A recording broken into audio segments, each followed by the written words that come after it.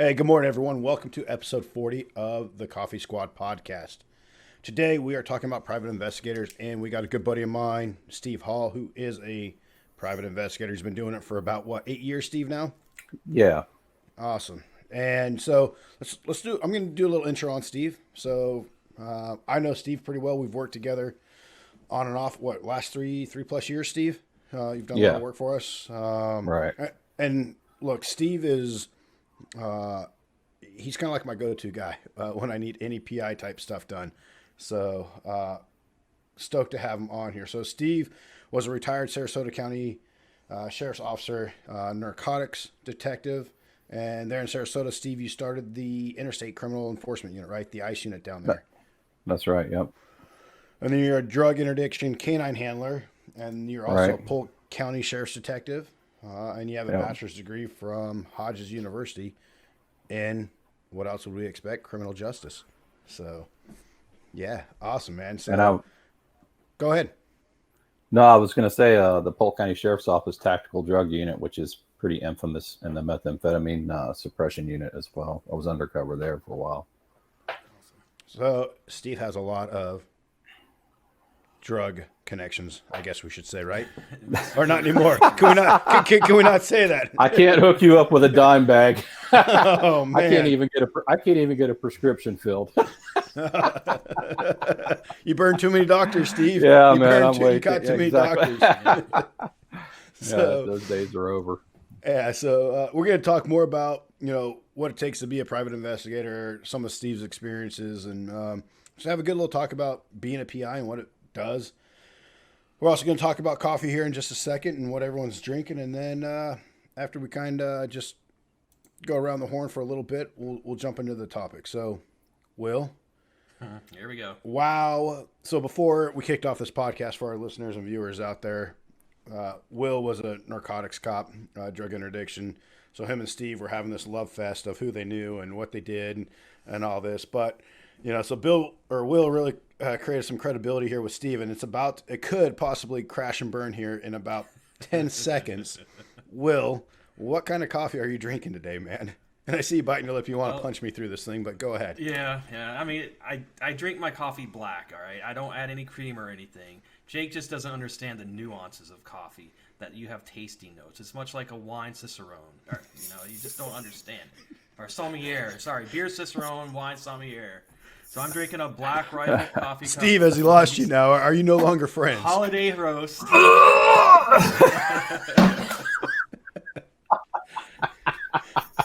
Just kidding, Will. Yeah, I'm drinking the Holiday roast from Black Rifle. Nice Guatemalan blend, medium roast. And nice. I have my good core water here. All right. And if it burns your hand, you can hold it with your skirt. There you go. I'm Scottish. As you can tell, I'm probably a little red in the beard, so I got my kilt on. Yeah. Oh, this is awesome today. I love it. I absolutely love it. I'm only messing with you, Will. Feel free to bring it back to me. So, Steve, what are you drinking? All right, so I'm drinking donation-free New England coffee, and if it's from New you sure it's donation free? Right. I don't have any clue. It says here. Oh no, it does say numerous donations to the Democratic Party were created for this coffee. There you go. No, so really, for listeners don't understand what's going on here. I think we were talking about that, and no one cares. I really appreciate what those guys do. I don't care if they donated to whatever. They do such good work, and that seems to be such a big topic right now on the internet. And who cares? Who really cares? Do you guys care? Yep. No, I mean, a private business is a private business. I have always said, right. I think it's dumb for business owners to spout their political preferences or ideas. Right.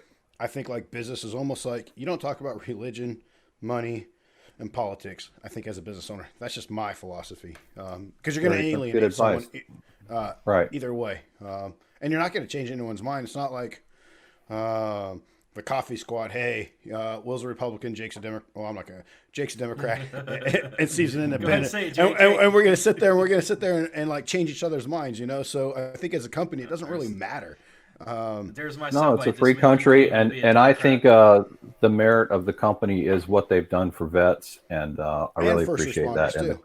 so, if they want to donate to whoever, I could care less, man. So, And I think they have the best advertising out there. yeah, more power to them. I like them, and if I had a bag, I'd drink it right now. So, Yeah. Well, so I'm going to ask a question, and neither one of you know. What? Hold on. What kind of fruity coffee? Or I mean, fruity water are you drinking? Brother, like, look, here we go. look, I am drinking a tea this What morning. kind of tea? Oh, right. Bengal spice. Come on, Will, Mango man. I don't. spice. Yeah. Yeah, You're I'm not. you're giving me hard time about coffee, and you're drinking. Yeah, but I don't sit here and say, Bengal well, spice tea. it has an aroma of cinnamon, nutmeg, and all this other fruity stuff, man. Because Like, you can't smell anything. You have What's your mediated code. What's your husband drink, Jake? well, he drinks the same thing. He's the one who made it for me. So, and then the other thing. Oh, sorry. Oh, yeah. You don't like eggnog? yeah. Do you like eggnog? Right, yeah. No. I'm still hungover from last night. Do you drink eggnog though? My I Yeah, like the bourbon that goes in eggnog. I don't like the eggnog itself. there Oh, was man. a we had a breakdance contest down at my granny's retirement home, and I was up till like 3 o'clock in the morning. It was crazy. So I bet it was. So. yeah, so I was I doing the love worm eggnog. with some old man. Yeah. So Some old man eggnog, broke a hip and shut it down. yeah, it got out of control. Yeah, well, I mean, those walkers and canes, man, they do some crazy things. They're in the retirement. Yeah, the orderlies ran us out of there, so I'm still hungover from that. But more power to you with the eggnog. Yeah, so I love eggnog. So, which is going to lead me into a question here. So, Christmas decorations. Do you guys do them before Thanksgiving or after Thanksgiving? I'm after Or not at all? Thanksgiving.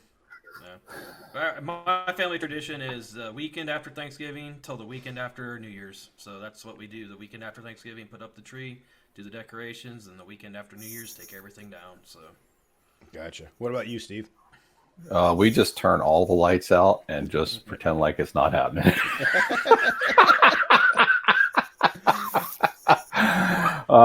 Occasionally, it just depends on what type of mood we're in. I mean, it's Florida, so it's very hard to get into the Christmas spirit here. I mean, a lot of people do, but it's very rare, like in our neighborhood, to see lights go up. Like, to me, it's cold this morning. I woke up, it was probably 70 degrees here. It's jacket weather. It's gonna be 76. I've got the little heater running behind me. Yeah. So we don't even have a heater in the house. So it's, getting in that Christmas spirit is very difficult in Florida, I would say. You see a couple people do it, but I don't know. It's tough.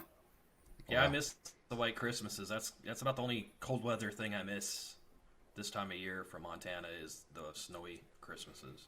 Other than that, What is it? What's it like up there where you all are? So this morning, I think it was in the for me. Yeah, it was in the 20s. But it'll get warmer. I love it, man. Like I'm in. No thanks. I wear shorts all the time, man. So it's shorts and sweatshirt weather, and that's pretty much North Carolina weather. Yep, So me too. I love not in the 20s, but hey, I don't mind like a morning in the 30s or 40s. So I'm flying out to Texas later this afternoon, and they're having a cold spell out in Dallas, which is great. It's great for the deer. So Good luck out there. man, if What my about you, buddy Jake? Gary was on the show, he'd tell you, like, I'll tell you guys one quick little hunting story. A good buddy of mine, Mark, the first time I ever went deer hunting was a few years ago with my buddy Mark, and he has since passed away. He was my team sergeant, and so he's a Green Beret. I'm a Green Beret. We're fishing with a professional bass fisherman, Gary Klein, who helped start Major League Fishing, and his brother-in-law, who owns a supplement company that we enjoy. So we're sitting there, and I didn't know this. So Gary only brings 5 .308 rounds. We're sitting in his deer blind. I mean, that high tail fence, it's a high top fence. There's so many deer. So we're sitting there, and there's a beautiful like 10-point in his deer stand. And so I bring the 308, this Remington 700 out. It's his gun. And I'm like, like taking deep breaths, getting everything like like my heart is like ba-boom, ba-boom, beating out of my chest. I mean, the only time my heart ever beat like that was after I took like 3 things of C4 pre-workout and some Adderall before an op and like figured I was going to have a heart attack. Like my heart is literally thumping out of my chest, and I missed my first 4 deer. I'll just put it at that. On the 5th one, I finally knocked the deer down. Then we go back and, my buddy Mark's giving me crap. Everyone's giving me crap like, wow. Well, Mark, later that evening, you have to shoot before sunset. And so it's like, you have like 5-10 minutes before, and Mark's being picky, man. He wants a 12 point. He wants a bigger, a much bigger deer. And he's waiting. We're like, hey, dude, you got to pull the trigger or go. And we're all jammed in this little blind together. And Mark like has a gun somewhat sideways. And Mark, total badass. I think he had like 14 plus deployments between Iraq, Afghanistan, and other places. Tons of valor, like just a legend that not a whole lot of people know about. So as Mark pulls the trigger, again, these guys have been busting my balls all day long. Scopes himself, man, right above the eye. Like, oh wow! I'm like, oh dude, you need stitches, man. And I'm like taking pictures, right? Like, gotcha. Like, so that night as we're eating dinner, everyone's around the table, and it's like, I can't remember if it was Gary or John. One of them said, like, I wonder why the war on terror has been going on for like 16 plus years, man. I got 2 Green Berets here. Like, one can't hit the backside of a barn door. The other one, when he pulls the trigger, needs stitches, needs medical help. Right. Like, no, this is America's best right here, So maybe if we were SEALs, it would have been a lot better. Who knows? At least we would have looked good. So That's I'm funny. kidding, man. I have a lot of SEAL buddies for all the listeners. If you're a SEAL, I'm not going to apologize to you. So, I don't know what goes on with deer hunting, but it's the wildest thing. It's a weird phenomenon that happens. So it's a very the same type of thing happens when you're tarpon fishing, fly fishing for tarpon.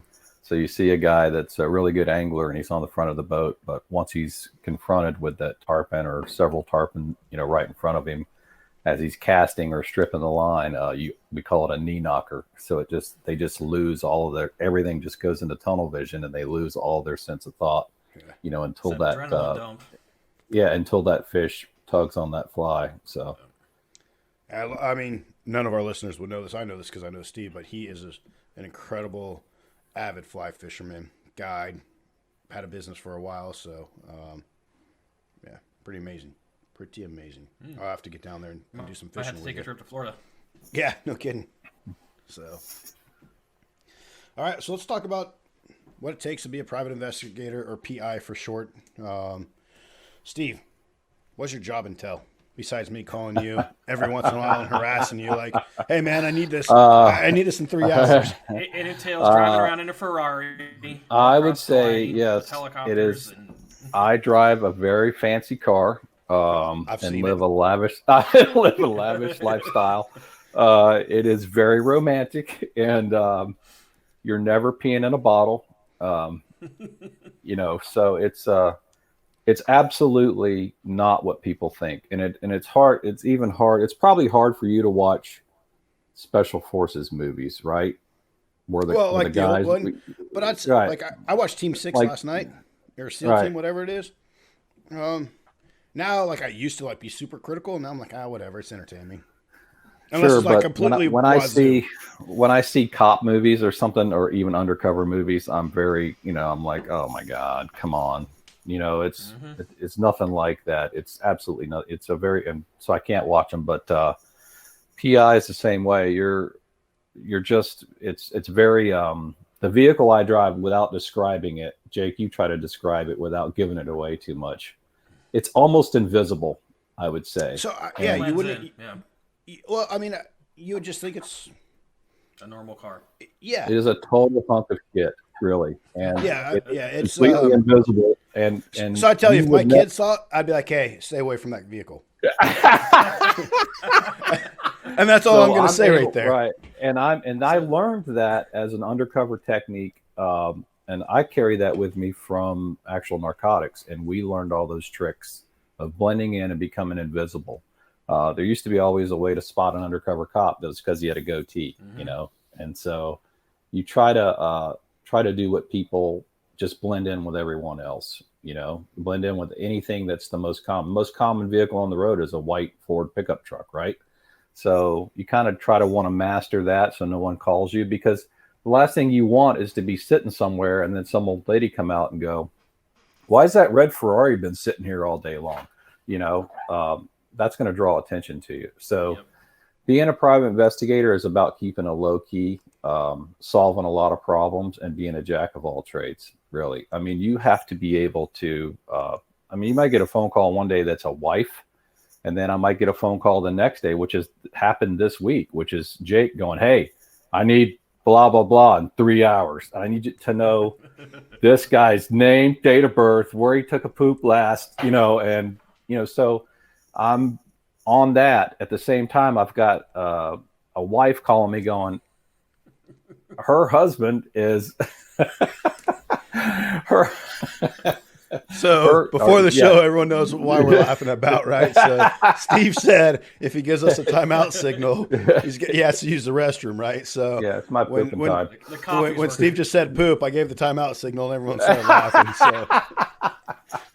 So yeah, that's what it takes. It takes being a problem solver, just like a cop. Like when you're a patrolman, as you know, Will, 90% of the calls you go on, you're just solving someone else's problems, and you show up and it's like, it's not anything major like TV does. It's, hey, my neighbor's lawn isn't cut. And, I want him to cut his lawn, or his palm tree's leaning on my yard, or their dogs are barking. And it's all of this, nonsense that you're having to deal with. So as a private investigator, you got to be calm, and understand that you're going to get telephone calls from wives saying, I think my husband's cheating. And 90% of the time, people are not cheating, in my opinion.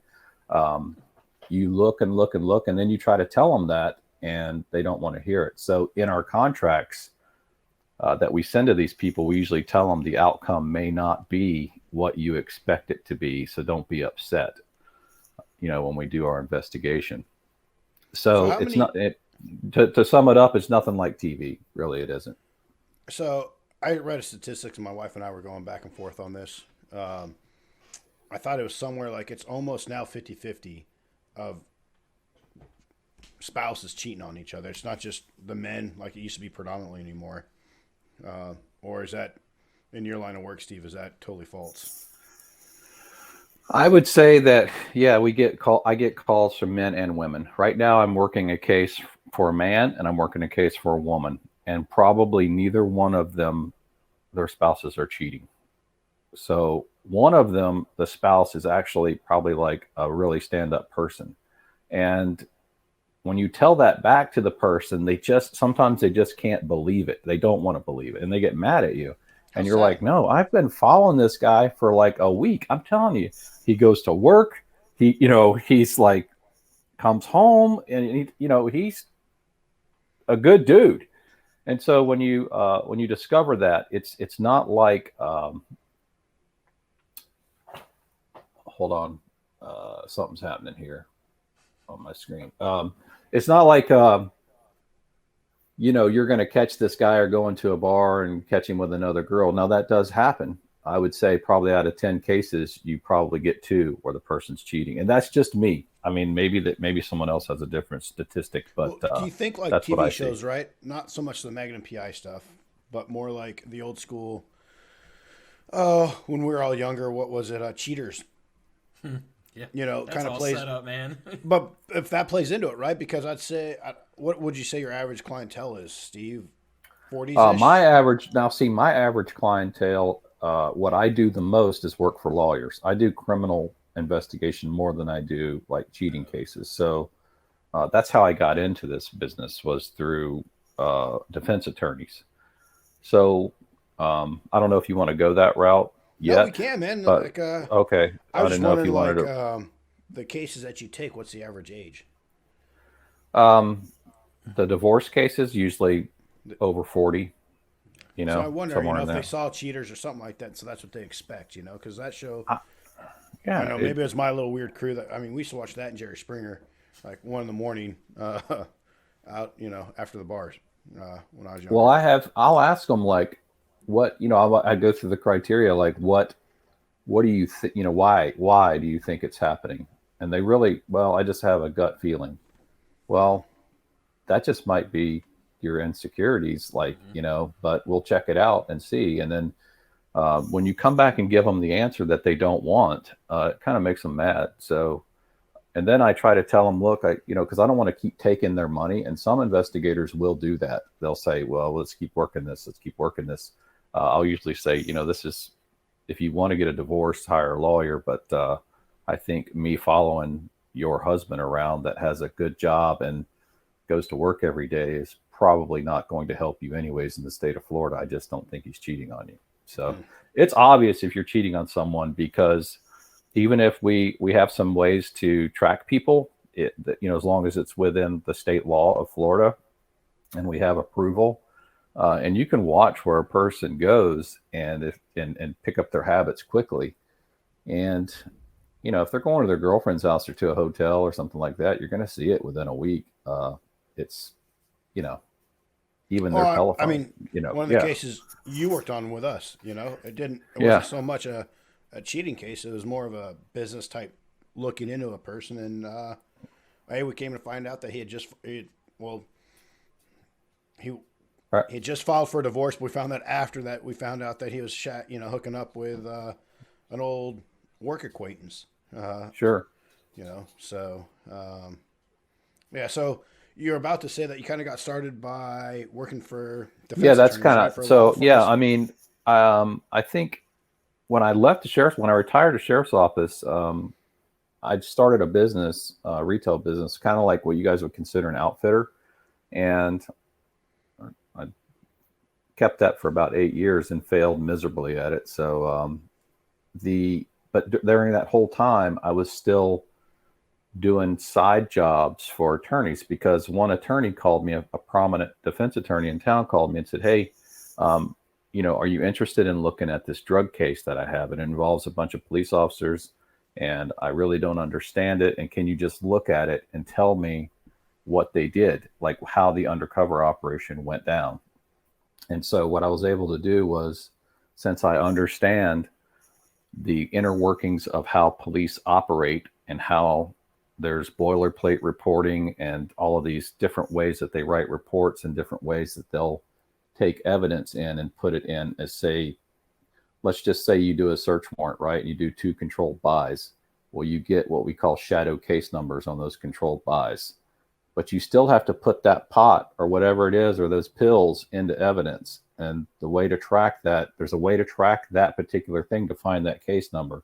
So you can actually figure out, if you're smart enough, the date that controlled buy was conducted. So you'll know how to look for it if you've been there and done it, right? Gotcha. So makes sense. And so she asked me to look at this case, and I looked at it pretty hard, and she paid me handsomely as a consultant. And I thought, okay.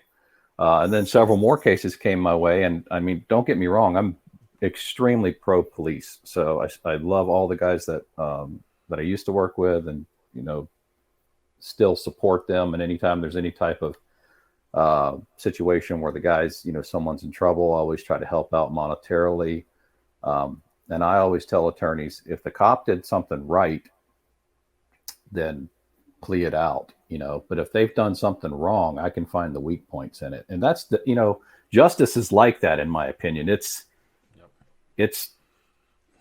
blind. She wears a blindfold for a reason. Yeah. And everyone's entitled to a fair defense. And realistically, the police can't, they have to stay within their boundaries. So you got to play by the rules. And my job is right now with defense attorneys, is to find weak points in cases for them.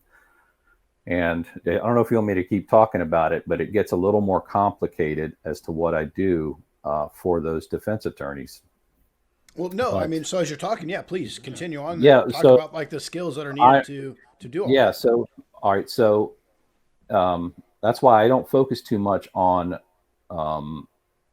divorce cases or child custody or any of that type of stuff. I try to stay, I'm what's called a Justice Administration Commission vendor. So with the state of Florida, it has me listed as a vendor. And what happens is, when a person gets arrested for, let's say, a drug charge, and it's a felony trafficking case, they get assigned. You know how it says in your rights, if you cannot afford an attorney, one will be appointed to represent you. Well, what happens is they assign an attorney, a defense attorney.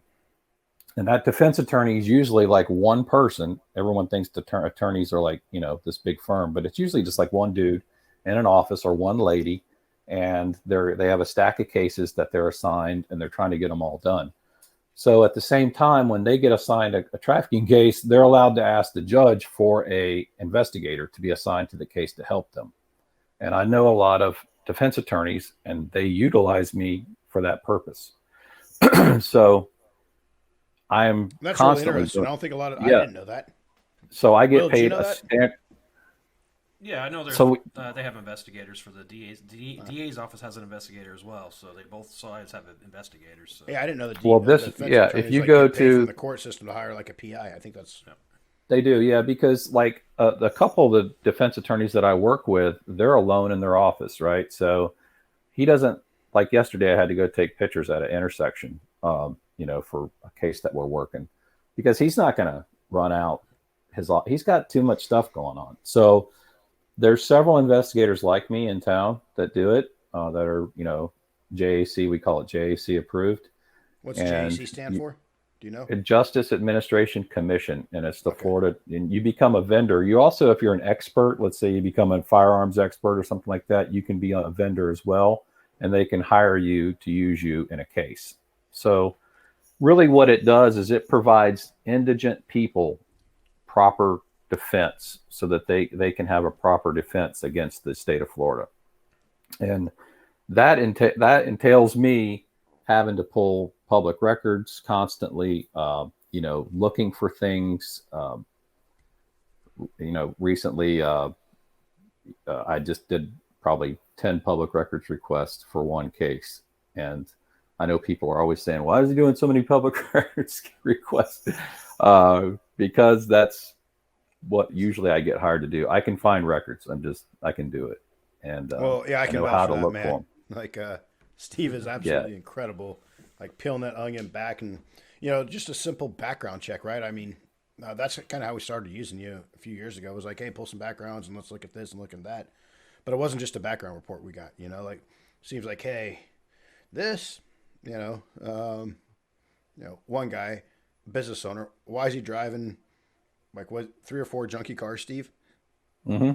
Yeah, making millions of dollars, and then it's like then you start pulling it's like, man, is he starting to use an A-list sniff test? Yeah, and so for someone like me, I just read the report like, oh, the guy's just a cheapskate, right? Like he's a cheap bastard, whatever, But Steve's like, no, and so then he starts peeling it back. It's like, and he's doing it for me, who I'm doing it for a much bigger like corporate client, and they're their heads pop like, wow, we had no clue, and their attorneys are the same thing, and so. When we talked about private investigators, doing this, there's no one better I could think of than bringing Steve on the show to talk about it. So it's been pretty awesome. I catch some, I'll catch some flack from. It depends. There's two schools of thought, and Will can vouch for this at the law enforcement agency that he worked for. There's a side of guys that are like really, I don't know how to say this in a nice way, but they're really part of the administration. They're part of what's a good way to say it, Will?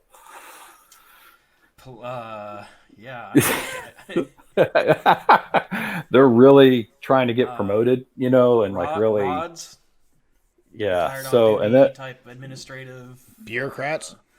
No, I mean, not. There is that. There's the other ambitious. There's the other side that is kind of anti-administration, right? And those anti-administration guys, which I love every one of them, because they're the real boots on the ground. They're more proactive, whereas they're proactive. They like to get things done. They like to put bad guys in jail, which is respectable. And I'm all for putting bad guys in jail. If they deserve to go to jail, then put them in jail. But I guess either side of that, you have some sides that say, well, you're working against us, Steve. You're kind of a traitor. And then the other side's like, well, everybody deserves justice. I mean, a lot of attorneys that are at the state attorney's office go to become independent defense attorneys. and they still like the police. So Yep. one time an attorney called and said, "Hey, this officer, he did a DUI. I lost or he lost the DVD for the stop. I know he destroyed it. It was I know I'm going after this guy. And she's kind of a famous attorney. And I said, whoa, hang on. I know this guy. Like, I know him personally, and he's a good guy. He would never do that. So literally, I stopped that attorney in their tracks and said, don't do this to this guy. He's got, he's a family guy. He's a good guy. And let's work on something else. And so we eventually ended up, getting that case thrown out on something else, but it wasn't an attack on the deputy. So well, most deputy, they're doing their job. Yeah. Most cops are good cops. I mean, they're good guys. And good cops hate bad cops worse than anybody else that I know. I mean, yeah, it's just and most of the guys don't care for. I mean, well, I'll just leave that. Once you understand that it's alone. really just a big, I mean, it kind of boils down to just a big game, honestly. The lawyers and even I know the dopers and stuff that I used to arrest, it is all just a game to them. And sometimes like, hey, you got over on me this time, and sometimes they get over on us, and it's just a game to them, most of them. So. Yeah, and I even when I see those guys sometimes, I say, don't take it personally. It's nothing personal. It's just, I'm just like, there's a case, in a particular case I'm working right now. I didn't want to work the case. I lost you, Will. No, I'm here. You can okay. Probably still hear me. Yeah. And a particular, and then I got court ordered to work the case. So by a local judge, he was like, "No, you're going to do this." So sometimes that happens. I don't get to select what I'm working. I think someone like, the average citizen like myself, right? Never been a cop, have the utmost respect for cops, love what they do and who they are, and then willing to put on the uniform. I mean, a good buddy of mine I served with, his son just was killed, passed away on Monday in a horrible vehicle accident up here in North Carolina. It's unfortunate. I think cops have an extremely tough job today.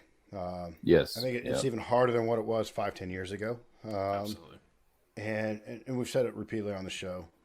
However, if justice, like Steve was saying, should be blind and is blind. And so, if a criminal gets off on a technicality, is that the criminal's fault?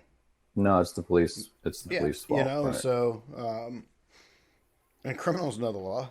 To me, it's like the Taliban and whoever we were fighting against. They knew our rules of engagement better than I did. They know what we can and can't do, and they just give you that smirk that you just want to slap off their face, like you can't touch me.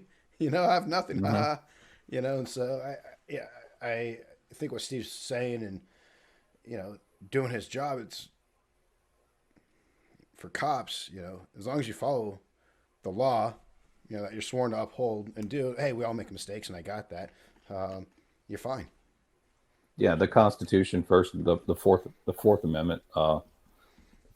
Search and seizure is critical nowadays. Everybody wants to, I know that you want to get that big drug case and you want to find that weapon or you want to get that search that car, but it's just there is a point when the Constitution becomes more important than a bag of dope. Because a bag of dope is nothing. It's just going to get thrown in an incinerator. And I've been in the dope game my entire life, and I've made a few busts. Let's just put it that way. And you ain't going to make a dent. I mean, and really versus trying to upset the Constitution. Sometimes it's worth it. If they say no, you can't search my car. No, you can't search my house. Okay, bye. On to the next one. And that really is how it should be. But well, I know I stress whenever I teach law enforcement that, other than defensive tactics type stuff that'll save your life, case law, constitutional law, that's the most important thing that you need to know. So you know what you can and can't do. So if you're violating somebody's rights. So if you're going to create bad case law and make it more difficult for everybody else. Right. So I'm with you on that. The whole Fourth Amendment, search and seizure laws, that's one of the most important things a law enforcement officer should know and should uphold. And it's becoming such a topic, like Jake just said. It's being a cop is super hard, and everyone's making it harder and harder on these guys. I mean, I feel for them, and you know, I know that the good people are still buying their lunch. You know, like if I see a guy out and I can buy his lunch, I just bought a guy Chipotle the other day, a local cop here. Um, I paid for it before I left, but you know, it's you got to keep telling them, hey, thanks for doing what you're doing. We're still behind you. But there's still a lot of guys that don't want to do the job. We have a sheriff just south of here, the south of the county south of us in Charlotte County, and he cannot hire people. Like he can't get people to come down there and work, which is scary. You drive down the road, and instead of having policemen in cars, he has like empty cars parked in the middle of the road to try to slow people down. And I think that maybe that's because he doesn't have enough people. I don't know, but I mean, is it because people don't want to do the job anymore? And I'll tell you. Yeah, go ahead. So up here in North Carolina, our company's tied in with some of the community colleges here and teach some of the, help them teach some of the courses, extra courses for their continuing ed program. And my community college that, is here in the town that I live in, they can't get people to fill the courses, the police academy here. I was just talking to an Afghan interpreter that I helped bring over. He did like 13 plus years with us, fighting in Afghanistan since he was a kid. He's 37 now. He just got his citizenship here in the U.S. Phenomenal dude. I wouldn't have written his papers to come over here to the U.S. if I thought, anything other than being a phenomenal guy. And I told him, hey, man, like, why don't you come out here? Like, I will pay for your they call it basic law enforcement education training, I think. Enforcement training. Enforcement training. And I'll pay for it. And he's like, well, what do they make? I'm like, I think it's like 36,000 or something was like the starting salary. He's like, yeah, I'm good, man. I don't think I can provide for my wife and 4 kids. And this is an Afghan interpreter who lived in a mud hut, in Kabul. And it's like, and he's turned down a job, and that to me is, it's mind blowing. Right. I was reading a study just recently about that same thing where they said the reason that some of the millennials don't want to take the job is because you have this old guard. And what I mean by the old guard is that, how it is when you probably when you were first in the military, you have the lifer that's ahead of you way up top. And he's been in 20 years and this is how we did it 20 years ago type of thing, and 20 years is a long damn time.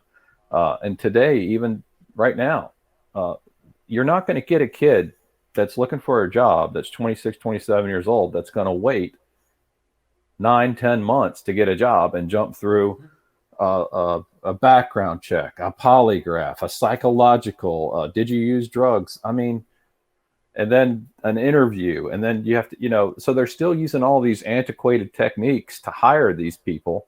And they look at it and go, for $36,000 a year, it takes me a year to get the job, and then I get treated like crap. Nah, I'll pass. Dunkin' Donuts will get me in a couple of weeks. And that's the point, right? Like you can get $15 an hour working at a fast food restaurant. Yeah. So it used to be an incentive to go because of the benefits. But now I know, like around here, a lot of the departments don't offer those benefits anymore. Used to be if you retired out, you had health and dental and vision for the rest of your life. They don't do that anymore. Once you retire, you have to pay into it. So even the benefits that you used to get are gone. So yeah, they're like that, and the FRS is changing here, right? Yep. It's not. They're not going to. This generation's not going to jump through all of these hoops to become a policeman. As much as they used to. It's not going to happen. So one of the biggest things that you learn, as a cop is that cops hate change. I mean, they hate it. So trying to get them to change the way they hire people is going to be they're going to have to examine that in the next 5 to 10 years as to, how they can get people hired faster to become policemen and still get a quality guy. In the meantime, I believe that you're going to see an increase in private security companies, quality private security companies, and quality private investigators being utilized by the public, by communities. And speaking of like security guards, I have ties with quite a few, and there's one in particular who hires off-duty cops. And I have some friends that work for some of your major sporting venues, across the U.S. here, at the different arenas and such, and they normally hire off-duty cops from that local area for their armed security. And what they're noticing over the last few years is it's harder and harder to get off-duty cops who want to make that extra money and do that extra work. So interesting. Yeah, interesting. So, Steve, would you say that and I think it's pretty obvious, but I already started the question, so I'm going to go ahead and continue it. But would you say that your law enforcement career really sets you up to be a private investigator, and not just a private investigator, but like what I would consider, I've worked with quite a few, and you won't say this about yourself, but I will, like a great quality private investigator. Would you say that background and everything you did in your law enforcement career really kind of teed it up for you? I think so. I think it in my bio, like on my website, I explain a little bit about what really made me understand drug cases, and a lot of people don't really understand what I went through in 1997. In 1997, Grady Judd, he's a prominent sheriff here. I worked for him. He created a thing called the Tactical Drug Unit and Polk County Sheriff's Office. There were 6 of us, and in 11 months, we made 1,004 drug cases. That's actually 1,004 people that we took to jail between the 6 of us in 11 months. Wow. And now, if you can understand that, that's working 4 nights a week. Usually on Fridays, we would do our reports. And then, sometimes we'd work Saturday and Sundays, but that's going out 1 o'clock, 2 o'clock every day, hustling, doing undercover buys back before cell phones were prominent, and you had crack dealers on the street during the epidemic. We would, roll up. I had a Lincoln Continental. I'd put a $20 bill in my hand and roll up, to the corner. And and I'd just give me 20 hard, right? And so as soon as I'd make a buy, the Scooby van behind us, which was a gray van, would pull up, the door would open, and, it was on. And that was just one after the next all night long. And then we would create search warrants on particular houses like meth houses and things like that, and do search warrants as well, and assist in also we assisted in doing a thing where we would go into parks where men of questionable character would hang out, and we would have to we would have to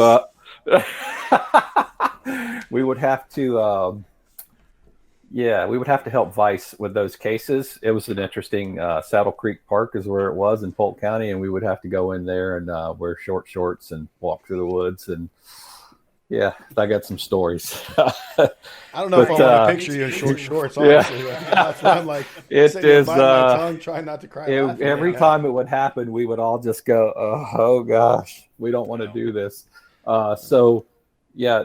Doing all those arrests led to one thing, and that was sitting on the stand listening to defense attorneys argue. So it helped me understand how to write a good report and how to make a report that was bulletproof for attorneys. So, because I listened to them and I go, oh, I can't do this. I can't do this. I can't do this. So that did set me up.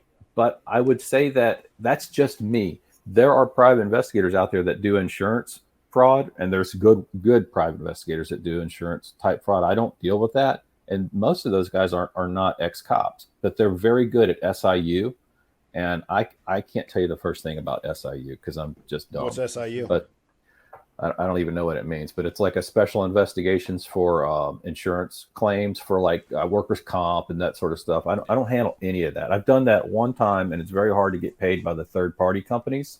And that's why I didn't like it. It getting paid is just an absolute battle with those people. So I just kind of shy away from it.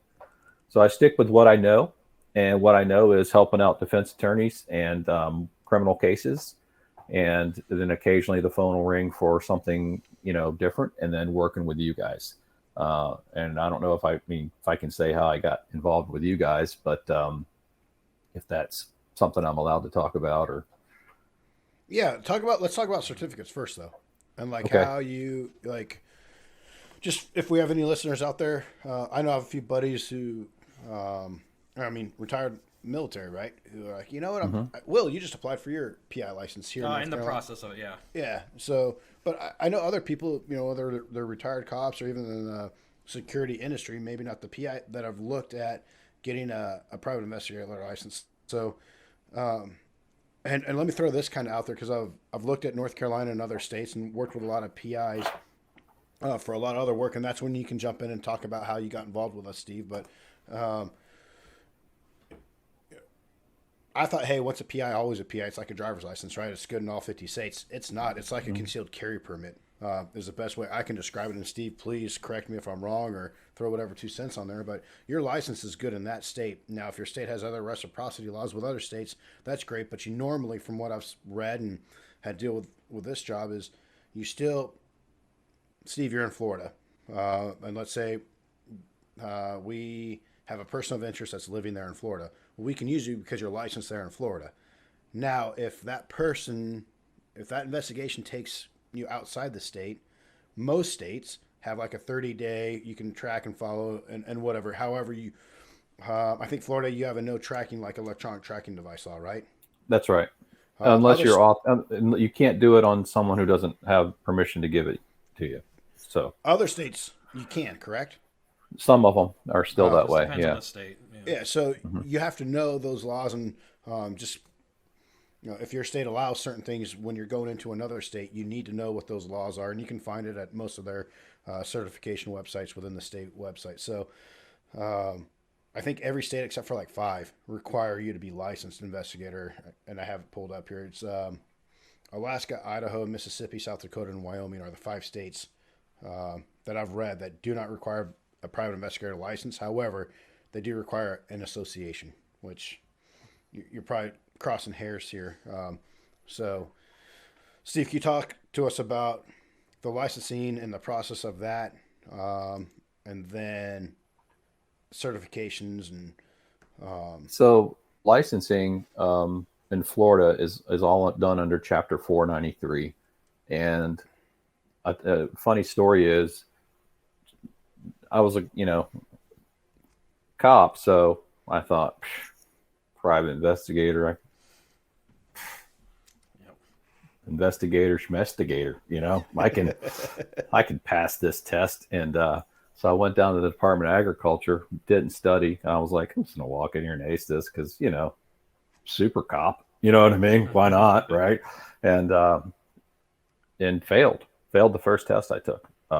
Missed it by about 3 questions because they only allow you to miss about 5 here. It may be, don't quote me on that, but it's really a slim margin.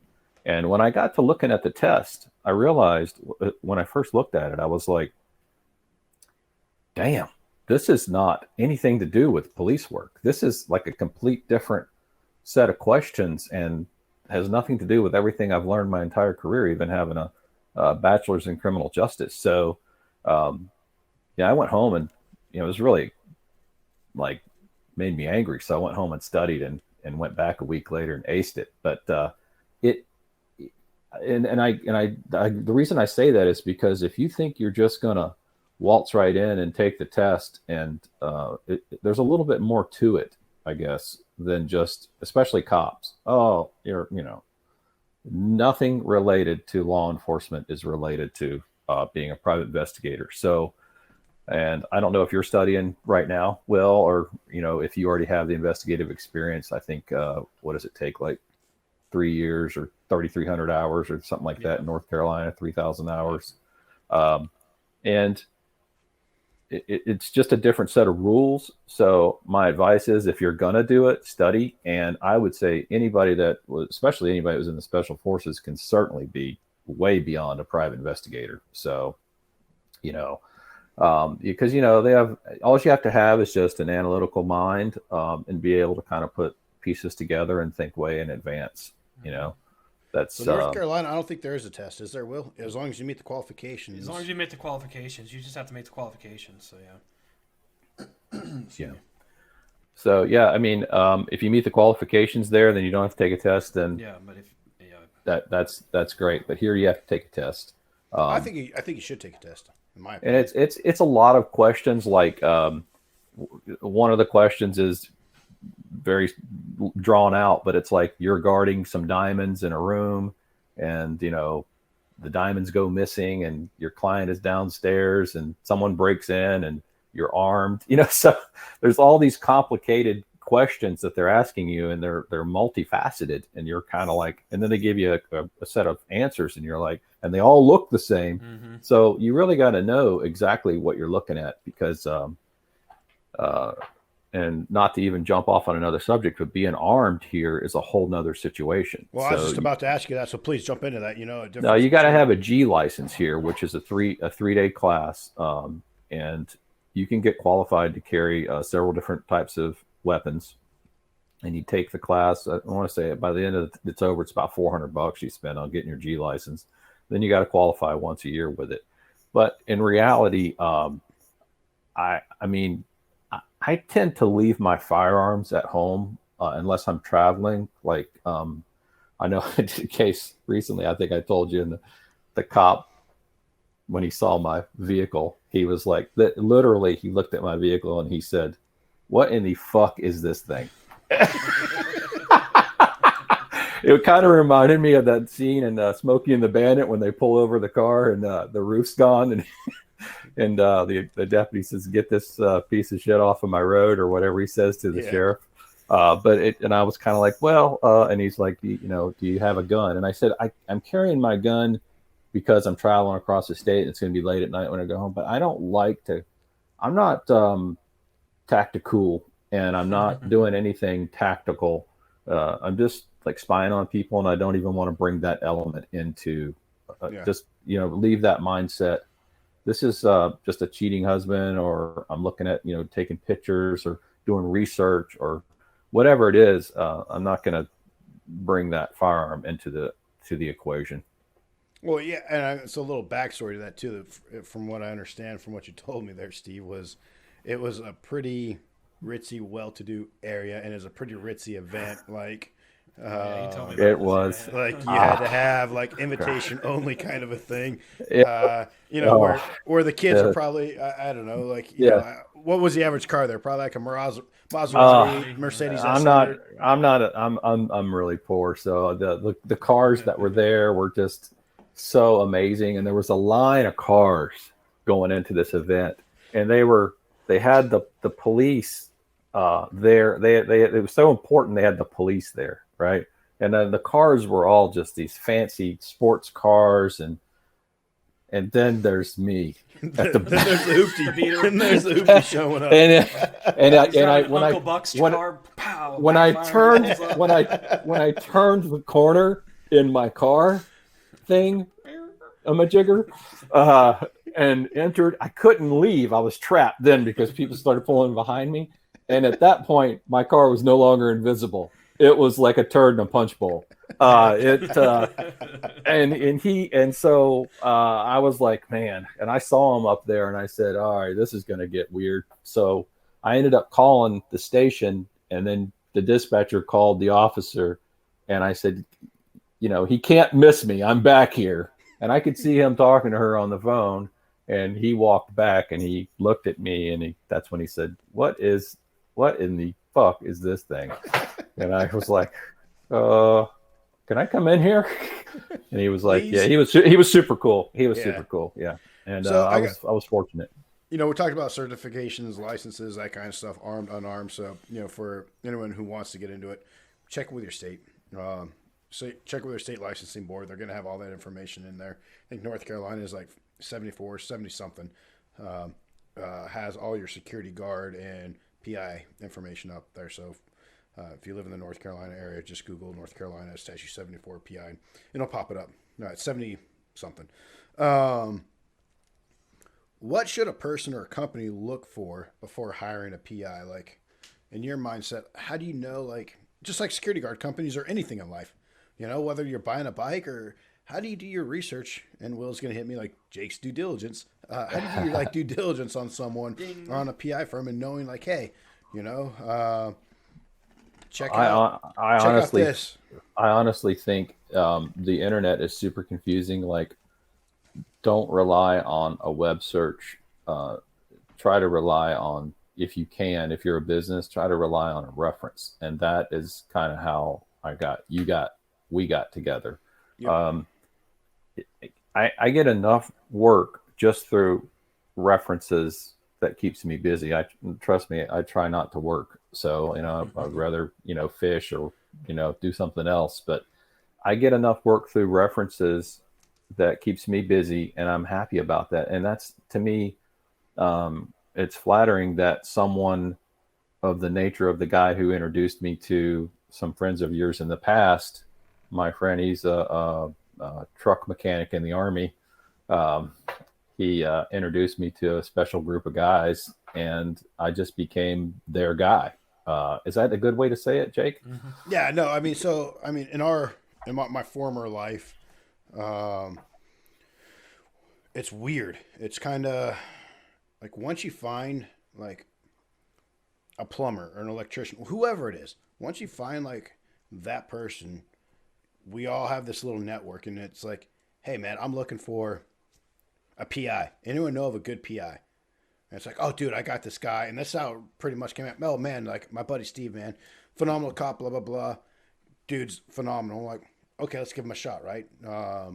And we did, and it's been a great relationship. I mean, it turned into a like at first, typical like your business relationship, and you're trying to keep it cordial too. Now it's shoot, Steve, you and I probably talk to you more than most of my buddies. Yeah, it's mainly because we're doing work, right? Yeah. I mean, it's I think I keep you. We go highs and lows, right? But I think I've been keeping you pretty busy here. Yeah. And now it's just like, hey, what about this? What about that? And then we're thinking about, I mean, I'm looking right now, like Operation Open Water, right? Yeah. And we've talked about like how do, Steve being a fishing guide living there on the coast, how do we take first responders and veterans and get them out in the water and fly fish? And so it's turned from a business relationship. And this is what we like to do, at Freedom Consulting and all the other business, is like make that relationship. And, yeah, I think that's happened over almost the last year with working with you. So yeah, I couldn't break that ground between you guys, because you guys have you're in your own kind of bubble. But my truck mechanic friend was able to help me get in because someone was looking for kind of a liaison investigator, that could kind of help on a law enforcement perspective side. And the mechanic said, hey, you might want to call this guy. I know him, and so it kind of word of mouth. And later on he said, hey, you want to be that guy for them. And that's, you get those phone calls because they trust, you guys, when I say you guys, your old crew, the special analogy? guys. Yeah. So for lack of a better analogy, it's almost like you're getting vouched for in the mafia. Once you've been It is. for, It is. Right. Yep. And it is, because I can't pick up the phone and call those guys, but Jake can, so it's a different type of group of people, because they're going to just tell me, hey, fuck off. You know what I mean? We don't want to talk to you. Right. But if Jake says, yeah, this dude's legit, he's good, then it's good to go, so that's how it worked. Yeah. And so when your buddy, your truck mechanic friend, introduced us to you, whenever we introduce anyone, it's like, hey man, I always tell people, like, don't screw it up. Like, I've helped numerous people get jobs. And I always tell them, like, look, they're hiring you based off of my reputation and off your skill set, but my reputation of vouching for you. You screw it up, I will never do it again. And half the time, like, don't ever call me again. Like, I want nothing to do with you if you screw it up.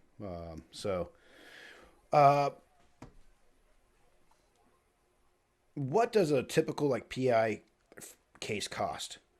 For someone who, hey, like, we could almost say, is there a difference between, and you can specify this, Steve, in your response if you don't mind. Do PIs, and I'm sure you know quite a few, but do PIs, do they charge off? Is there a flat rate for everyone, or does it depend on what the case is? For me and my experience that I've had, the insurance, there's what's called third party organizations, which let's say Home Depot has a worker that slips and falls, right? Well, Home Depot is self-insured, and I'm not using them in particular, just whatever, pick a company, right? A big company, giant Acme company. They're self-insured, and they have to register with each state as a self-insured company. They have to let the state know, hey, we're self-insured. And so Home Depot is not going to dealing with, they have to run Home Depot. So what they're doing is they're dealing with what we call a third party that says, hey, we'll come in, we'll handle all your insurance issues, and we'll send them to the doctor, we'll do everything, plus we'll hire an investigator to make sure that they really are sick, and they'll give a price, right? And then they have to make money. So what they'll do is they'll tell you there's a flat rate, and most of them are going to give you about $500, as on an average for a day, like a flat rate day, or they're going to give you X amount of hours, and they may pay you $26 an hour, anywhere from 26 to 40. So that's on the insurance side, but that doesn't mean that's what they're making. They may be making a lot more, but trying to get paid by those third-party administrators is literally like trying to get the code to the Kremlin, the basement down there. So it's that's sounds like dealing with like your home warranty company. Yeah, I don't deal with them. So a lot of guys have it mastered, and they're fine with it, and that's good for them. They've got that down. There's a lot of investigators out there that charge $85, $65, $75 an hour, $100 an hour I've seen, and they're good investigators. I don't mock them. If they can get $85 an hour to do a infidelity case, hey, more power to you. Personally, I can do it for a little bit cheaper. If I work for another company, then I'll charge a little bit higher. Like if another PI company calls me, I may charge them a little bit more money. But if I'm just working for some housewife that wants to look at her husband to see if he's cheating, then I take a retainer, because I don't want to chase money. So I get the retainer up front, which is usually just under $500. And then I usually give them about 9 hours of work, surveillance time. And then I can give them some sort of answer, whether we should keep going or whether she should save her money and get an attorney or do something else with it. Because I just don't feel comfortable taking someone's money who's worked hard for it just because I think I'm worth $85 to $100 an hour. I get good gas mileage in my car, and it gets pretty good gas mileage, and it doesn't cost me that much to drive 20 miles and look at a guy, or even 15 miles. Yep. If it's going to be a long extended thing, then my day rate usually is like $500. So yeah, and we've used you. Yes. I've used you. I can't tell you how many times, like chasing someone or looking into someone. About a week I think we used almost with you at one point, and then we've done like on and off, like 1 or 2 days here, 1 or 2 days there. So sure. Yeah. And the cost varies, but I would say go with what you can afford. The state of Florida has determined that a private investigator is worth $40 an hour. So to me, if I make any more than that, then that's fine. But like I said, the majority of my cases come from the state of Florida, and they actually pay you. So it's a good situation, and the attorneys keep you really busy, and I really enjoy that. I'm very fortunate that I have those attorney friends. So that's awesome. That's really awesome. So, what is like the funniest case that you've worked on? So I don't know if there's one particular funny case, but or like something that like pops out, like, man, like this was absolutely bizarro. There was one time that I had to kidnap a guy and pose as an Uber driver. So I posed as an Uber driver. I don't want you incriminating yourself. Incrimination here. No, it was I was helping him. I think. Oh, so he had. Is this like old school here? Is this like old school? Get in the van and we're gonna drive off. Yeah, kind of. He had a gold digger wife. And the family he was kind of wealthy, and the family wanted, and he's elderly and she's a lot younger, and the family kind of wanted to get him out of the house. Well, he was kind of being held somewhat against his will, so to speak. And so I ended up posing as an Uber driver, and came in and got him out of the house and got him safely to his family in another state. That was kind of funny to have the old Uber sign in my car and Was it the hoopty too? Yeah, yeah, it's quite embarrassing. Uber would have fired me immediately if they saw that. But I think the funniest thing that you do and for me, is garbage pulls. And I think Jake knows this because I'm always proud of my garbage pulls. My trash pulls, if it doesn't matter if it's 3:00 in the morning, I'm texting Jake, and usually, like last time I texted him with a pile of garbage on the back of my truck, he goes, "What the fuck is that?" And I'm like, "Struck gold, man." But you find yourself digging through garbage in the middle of the night in some random parking lot, digging through baby diapers and bloody tissues. You showed just me the nastiest shit, and you're digging through it, and you're thinking, "Is this really what my life has come down to?" You know. But I always giggle because I'm like, I can't believe it. This is just so wacky. Yeah. So that garbage pulls, I think, to me, are the funniest. When I go get them, it's the funniest because I just pull up, open your trash can, and I just start loading it onto, or putting it in my vehicle, and I'm like, waving to the neighbor, "Hi," So, yeah, that's funny and sad all at the same time. So as we wrap this up, Steve, glorious. Go ahead. Yeah, it's that's the glorious life of a private investigator. 2:00 in the morning, digging through someone's bloody tissues in the Walmart parking lot under a spotlight. Nasty trash, God. Yeah, it's great. Hotel Glamorous. Peeing in a bottle. Yeah, it's all good. As wrap this up, Will, do you got any other questions? No, I'm just sitting here laughing because it brings me back to doing some of our investigations where you're trying to get enough evidence for a warrant or something. You do a trash pull and you're sitting there going through all this nasty stuff. Oh God, yeah. So, Steve, where do you see, like, we kind of talked about the future of cops, right, and how to recruit. What do you see the future of PI work? Do you see anything changing as the old Sherlock Holmes, and then that kind of morphed into Magnum PI, and now we got Steve? Like, what's the future hold after you? It's hard to say. I don't know really. Like I said earlier, I don't know really what's going to happen with law enforcement. I hope law enforcement thrives, and that they adapt to the future of how the world is changing. And I hope obviously I hope the incoming administration supports law enforcement, and maybe there will never be any changes. But if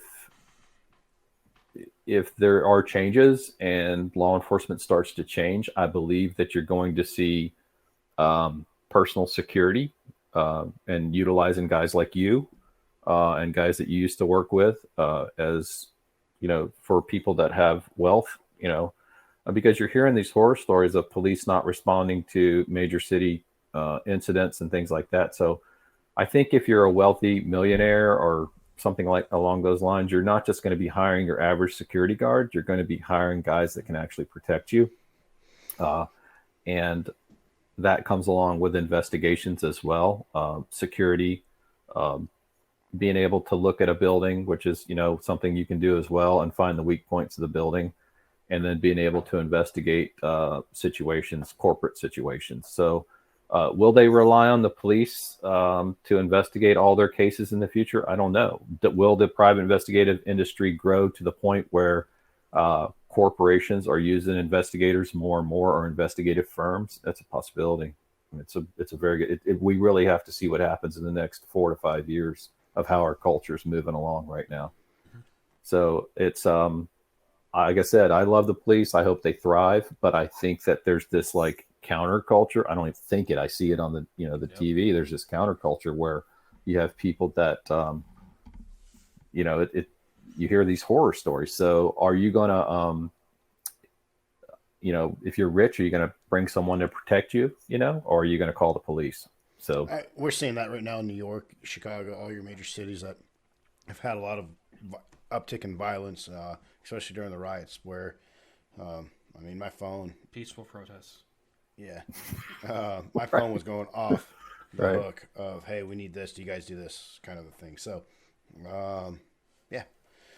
Steve, man, totally appreciate it. I appreciate the laugh. It was to me, this was like a fun info on what it's like being a private investigator. Right. So definitely enjoy it. Enjoy all the insights and the jokes and everything. So I know you got to go scrub some rust off that van of yours. So. Yeah, I'm in no way, like I said, just a disclaimer, I'm in no way an expert in this field. I just stumble across most of the things that I find. Mm-hmm. So, and getting lucky, I'd rather be lucky than good anytime. So, well, luck favors the prepared. That's what we used to say. So I really appreciate you guys bringing me on, and I hope I get to come back again, and so we can crack up and do this some more. So we could probably talk. I'm glad Will is like tasting coffee and the way he explains it didn't like run you away. So that's a good thing. So what did you say that was the how'd you describe it, Will? The aroma, yeah. Yeah. Wow. Aromatics. The essence. Right. Yeah. So cool. Well, I appreciate it, man. Thank you. Will, you want to wrap this up? And thanks to our listeners this week for jumping in, and hopefully you guys enjoyed it as much as we did. Yeah, I just want to say thanks, Steve, for joining us. Don't forget to check us out on our YouTube channel. Just go to youtube.com and search the Coffee Squad Podcast. Follow us on Facebook, Coffee Squad Podcast. Go to coffeesquadpodcast.com. Check out our new website. It looks awesome. You can follow all your links on there. It'll take you to whatever platform you want to listen to us, or just stream us off of the website itself. Follow us on coffee_squad_podcast on Instagram. So leave a comment. Let us know if you're following us or listening to us on Apple. Make sure you do the ratings and reviews. That's how they track us over there. We try to get those numbers up. So, yeah. Tell Will how good he looks. How he combed his hair today. I think beautiful. Right. If you want to find me, you can find me at pisarasota.com. So awesome. Yeah. So if you guys need a great private investigator, Steve's phenomenal. So, Steve, what's that website again? pisarasota.com. Awesome. Easy enough to find. Awesome. Cool.